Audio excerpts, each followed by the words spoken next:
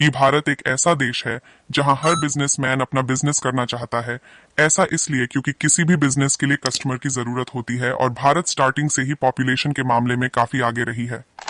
साल 2000 के आसपास कुछ देश की पॉपुलेशन पर एक नजर डालें तो पहले नंबर पर चीन, दूसरे पर भारत, यूएसए, इंडोनेशिया और ब्राजील टॉप 5 में आते थे। अब क्योंकि भारत की आबादी अच्छी खासी थी तो कोई भी कंपनी आसानी से बिजनेस कर सकती थी, इसलिए उस समय भारत में बहुत सारी कंपनी आई थी। उनमें से एक थी शेवरलेट। शेवरलेट इंडिया में आते ही धूम मचा दी थी, लेकिन बाद में सेल्स इतनी कम हो गई कि इसे इंडिया से जाना पड़ा। तो आइए इस कंपनी का पूरा इतिहास जानने की कोशिश करते हैं कि आखिर क्यों इंडिया से जाने पर मजबूर हो गई। शेवरोलेट भारत में कार बनाने वाली सबसे पुरानी विदेशी कार कंपनी थी। शेवरोले की स्थापना यूएसए में 1911 में लुइस शेवरले, जो एक स्विस रेस कार ड्राइवर थे और जनरल मोटर्स के संस्थापक विलियम सी डुरंट ने की थी। 1918 में शेवरोले जीएम का हिस्सा बन गई। जनरल मोटर्स ने सबसे पहले ओपल ब्रांड के साथ साल 1996 में भारत में शुरुआत की थी, लेकिन भारतीय कस्टमर को ओपल कार्स बिल्कुल भी पसंद नहीं आई, जिसके वजह से कंपनी को 10 साल में ही भारत छोड़कर जाना पड़ा। इसके बाद साल 2003 जनरल मोटर्स ने शेवरोले की एंट्री कराई। शेवरोलेट ने भारत में एक एसयूवी के साथ शुरुआत की। शेवरोलेट की पहली एसयूवी शेवरोलेट फॉरेस्टर थी। इस गाड़ी में एक एसयूवी वाली सभी क्वालिटी थी, लेकिन 2003 में जब इसे लॉन्च किया गया था तब इसकी कीमत 16 लाख रुपए थी, जिसके वजह से ये गाड़ी फेल हो गई। इसके बाद साल 2004 में शेवरोले ने टवेरा गाड़ी लॉन्च किया, जो 10 सीटर एमपीवी थी। ये गाड़ी पावरफुल इंजन के साथ मात्र 5.44 लाख से 8.45 लाख के प्राइस रेंज में आती थी। शेवरोले टवेरा इतना पॉपुलर हो गई थी कि इसके ऊपर सॉन्ग भी बनने लगे थे। तू मेरी प्यार से जीजा जी कोई दा टवेरा पतोह के घुमाइब हो। टवेरा की इसी पॉपुलैरिटी ने कंपनी को और ऊपर लेकर गई और एक से एक गाड़ी लॉन्च करने पर मजबूर किया। साल 2005 में कंपनी ने एक सेडान गाड़ी लॉन्च किया जिसका नाम शेवरलेट एवियो था।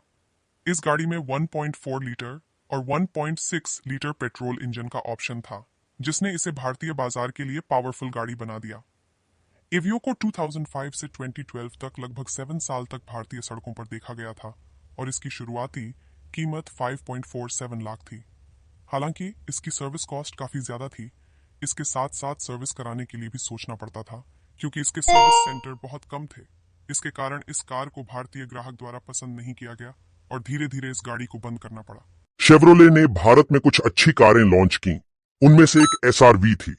ये गाड़ी रियल में अच्छी दिखने वाली हैचबैक थी और यह पेट्रोल और डीजल दोनों ऑप्शन में अवेलेबल थी। ये गाड़ी 5 स्पीड मैनुअल ट्रांसमिशन के साथ आती थी। वैसे तो ये गाड़ी लुक और फीचर्स के हिसाब से काफी अच्छी थी, इसलिए यह कार 2006 से 2010 तक लगभग 4 वर्षों तक भारतीय बाजार में बनी रही, लेकिन कभी भी उतनी ग्रोथ नहीं दिखा पाई जितना कंपनी को उम्मीद थी।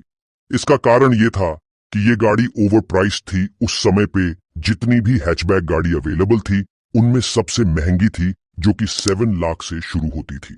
ज्यादा कीमत होने के कारण गाड़ी की बिक्री काफी ज्यादा गिर गई थी और आखिरकार गाड़ी को बंद करना पड़ा।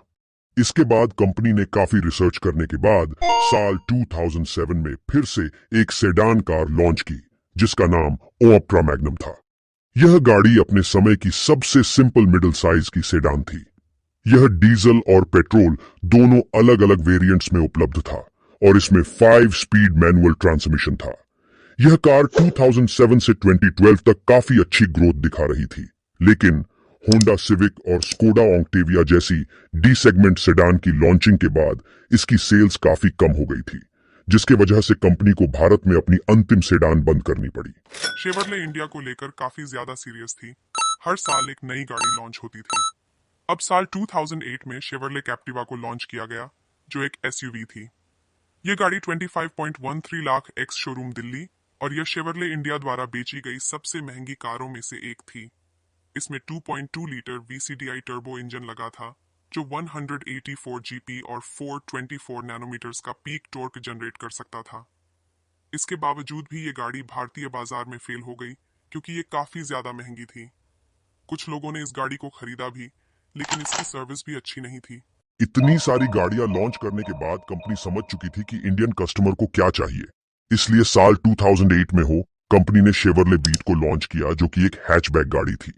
ये गाड़ी 3.94 लाख से 6.09 लाख के प्राइस रेंज में लॉन्च किया गया था, जो इसे सब गाड़ियों से अलग बनाता था।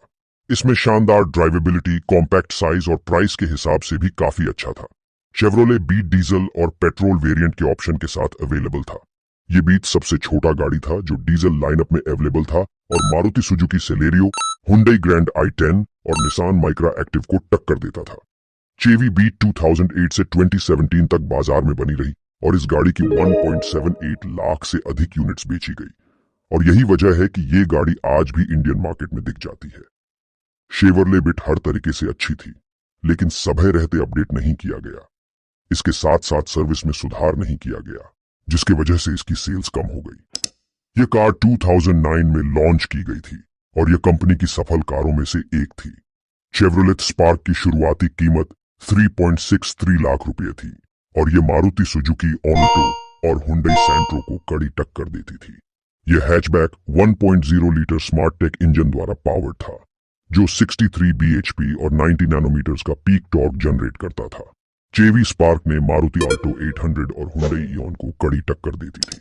बिट की तरह यह गाड़ी भी सक्सेस थी और इस गाड़ी का 1.65 लाख से अधिक यूनिट्स बेची जा चुकी थी। इसके बाद कंपनी ने शेवरले ट्रेल ब्लेजर को भारत में लॉन्च किया। हालांकि ये गाड़ी अमेरिका में भी फेल थी, उसके बावजूद भारत में लॉन्च किया। ये एक काफी पावरफुल एसयूवी गाड़ी थी।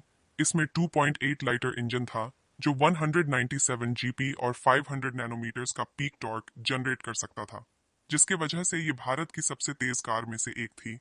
Chevrolet trail blazer, Toyota Fortuner, Mahindra Scorpio और महिंद्रा एक्सयूवी 500 जैसी गाड़ियों को टक्कर देती थी। ये गाड़ी काफी पावरफुल थी और लेटेस्ट फीचर्स भी थे। उसके बावजूद भी सक्सेस नहीं हो पाई। इसका मेन कारण था गाड़ी का कीमत। ये गाड़ी 2015 में 26.40 लाख की प्राइस रेंज में आती थी, जो कि काफी ज्यादा लगती थी। टोयोटा फॉर्च्यूनर की कीमत थी 26.19 लाख। महिंद्रा स्कॉर्पियो 10 लाख की शुरुआत कीमत में मिल जाती थी। खैर, भारतीय बाजार में शेवरले का सफर किसी रोलर कोस्टर राइड से कम नहीं था। इसने बाजार में अपनी जगह बनाने की बहुत कोशिश की, लेकिन दुर्भाग्यवश ऐसा नहीं हो सका और साल 2017 में कंपनी इंडिया छोड़कर चली गई।